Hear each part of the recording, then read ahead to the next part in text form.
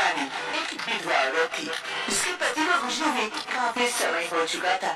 अपने जीवन यापन के लिए जंगल में आकर लकड़ियाँ काटती, उससे कुछ बाजार में बेच देती, कुछ लकड़ियाँ अपने घर लेके जाती। ऐसे रानी का दिन बीतता है। रानी काफी थक गई थी, जिस कारण वो जाकर एक पत्थर पर बैठती है और उसके पास कुछ केले रखे हुए थे, वो निकाल कर खाने वाली होती है। तभी देखती है सामने पेड़ पर एक बंदर उसकी ओर देख रहा होता है। अरे बंदर, और मेरे हाथ में केला, अरे लगता है तुम्हें भी भूख लगी है, आओ मैं तुम्हें भी केला देती हूँ, तुम भी खा लो। रानी जैसे उस बंदर को अपनी ओर बुलाती है, वो बंदर जल्दी से पेड़ से उतरकर रानी के पास आ जाता है और रानी की ओर देखने लगता है। तुम्हें भी भूख लगी, ये लो केला खा लो, भूख मिट जाएगी। रानी उस बंदर को केला देती तो है, लेकिन वो बंदर केला नहीं लेता है। वो वहीं बैठकर रानी की ओर घूरे जा रहा था। क्या था, भूख नहीं लगी है क्या?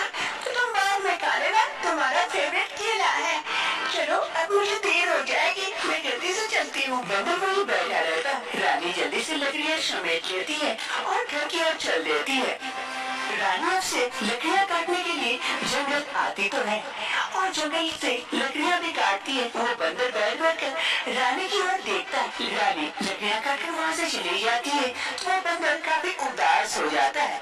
एक रोज रानी की तबीयत कुछ ठीक नहीं थी, जिस कारण वो जंगल की ओर नहीं जा पाती है लकड़ियाँ काटने के लिए। अरे आज तबीयत ठीक नहीं लग रही है, क्या करूँ?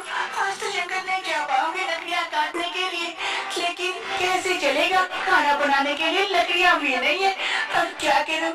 अरे काश वो बंदर होता तो कितनी अच्छी मेरी लकड़ियाँ ला देता, लेकिन अब क्या करूँ? देखती हूँ कितनी लकड़ियाँ, उसी में से कितना खाना बनता है। ये कहते हुए रानी घर के अंदर की ओर चली जाती और वो बंदर रानी के घर के बाहर एक पेड़ पर बैठकर सारी बातें सुन लेता है।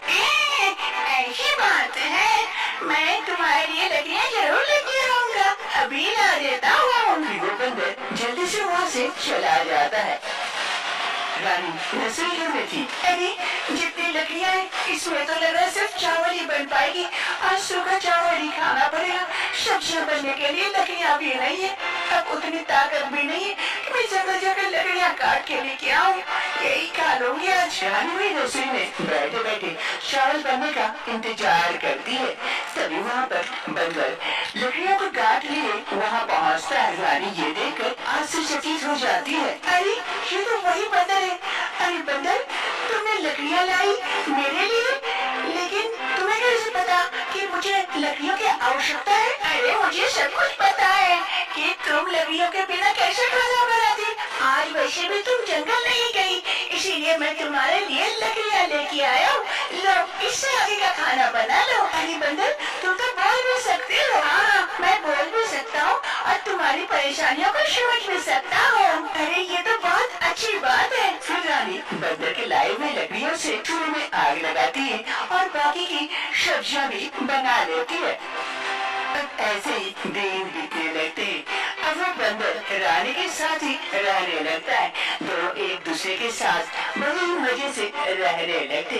कभी बंदर जाकर जंगल से रानी के लिए फल तोड़ के लेके आता और दोनों मिलकर खूब खाते, तो कभी रानी बंदर के लिए पकौड़े तल देती, बंदर भी मजे से खाता और दोनों की जिंदगी ऐसे ही खुशी खुशी बीत रही होती है।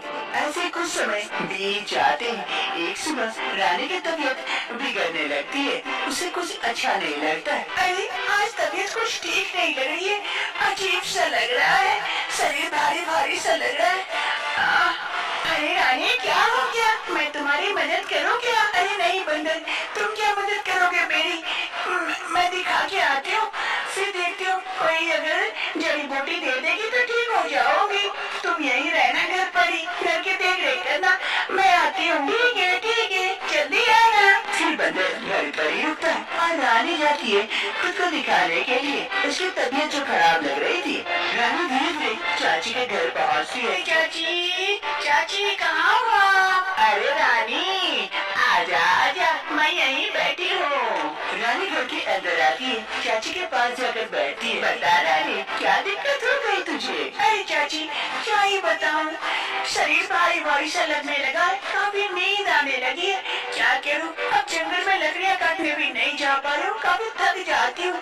देखिए ना जरा, कोई दवाई होगी तो दीजिए ना, ताकि मैं ठीक हो जाऊँ। अरे ये क्या बोल रही है? रुक, मैं जरा सा देख लेती हूँ, तुझे अच्छे से चेक कर लूंगी। चाची रानी के नब्ज चेक करती है, उसे अच्छी तरह से देखती है, उसके बाद कहती है, अरे ये कैसे हो गया? रानी क्या हुआ चाची, कोई दिक्कत है क्या? अरे रानी तू तो पेट से है। अरे चाची ये क्या कह रहे हैं आप? मैं पेट से कैसे हो सकती हूँ?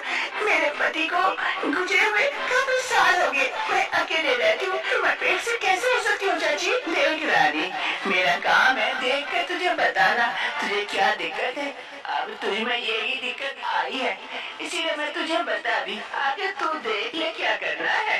रानी चाची की ये बात सुनकर काफी मायूस हो जाती है और वहाँ से चली जाती है। अरे ये तो विधवा लड़की है, पति के बिना ही रहती है, तो फिर ये कैसे गर्भवती हो सकती है? कहीं इसके चाल चलन कुछ गड़बड़ तो नहीं है? नहीं नहीं, मुझे तो पंचायत जी को बताना पड़ेगा। ये बात गांव में हवा की तरह फैल जाती है और सभी कोई गांव वाले मिलकर पंचायत बुलाते हैं। रानी को भी वहाँ बुलाया जाता है जवाब देने के लिए। अरे रानी, हम सभी गांव वाले ये जानना चाहते हैं, आखिर ये बच्चा आया कहाँ से? तुम गर्भवती कैसे हुई, जबकि तुम्हारे पति तो काफी साल पहले गुजर चुके हैं? कहाँ की हो, मुँह काला, हमारे गांव का नाम क्यों बदनाम कर रही हो? अरे नहीं नहीं पंचायत जी, ऐसी कोई बात नहीं है, मैं ऐसा वैसा काम कुछ भी नहीं की हूँ, नहीं पता मैं गर्भवती कैसे हो गई। अरे पंचायत जी ऐसे नहीं बताएगी, इसे तो गांव से निकाल देना चाहिए, हमारे गांव का नाम खराब हो रहा है, एक लड़की के कारण इसे निकाल दीजिए हमारे गांव से। अरे हाँ हाँ पंचायत जी, वो सही कह रहा है, ऐसी औरत को गांव से निकाल देना चाहिए, हमारे गांव पर सवाल उठेंगे। हाँ हाँ निकाल दो। सभी कोई गांव वाले एवं पंचायत जी सभी कोई रानी के खिलाफ खड़े हुए थे। अब रानी को ये गांव छोड़ने से कोई नहीं बचा सकता था। तभी वहाँ पर एक साधु बाबा आ पहुँचे। अरे रुक जाओ, ऐसी इतनी जल्दी फैसला मत लो किसी के लिए। अरे महर्षि बाबा, आप प्रणाम बाबा, आप अचानक से यहाँ पधारे? हाँ, तुम्हारे गांव की भला के लिए मुझे यहाँ पधारना पड़ा और एक स्त्री पर अत्याचार हो रहा है, उसको बचाने के लिए मैं आया हूँ। लेकिन बाबा, ये लड़की बदचलन है, कहीं से मुंह काला करके आई है और हमारे गांव का नाम खराब कर दिए, इसी कारण हम इसे गांव से निकाल रहे हैं। पागल मत बनो, ठीक है ना? ये लड़की तुम्हारे गांव का रक्षक है, इसके पेट में पल रहा बच्चा इस गांव की रक्षा करेगा। जानते भी हो इसके पेट में किसका बच्चा है? नहीं बाबा, किसका है? ये लड़की जय उसी का बच्चा है। क्या? ये क्या कह रहे हैं बाबा? वो तो एक बंदर है। हाँ बेटी, मैं सब जानता हूँ, किसी श्राप के कारण वो बंदर बन चुका है, लेकिन असल में वो बंदर नहीं इंसान है और उसे श्राप है जिस कारण वो बंदर बना रहेगा।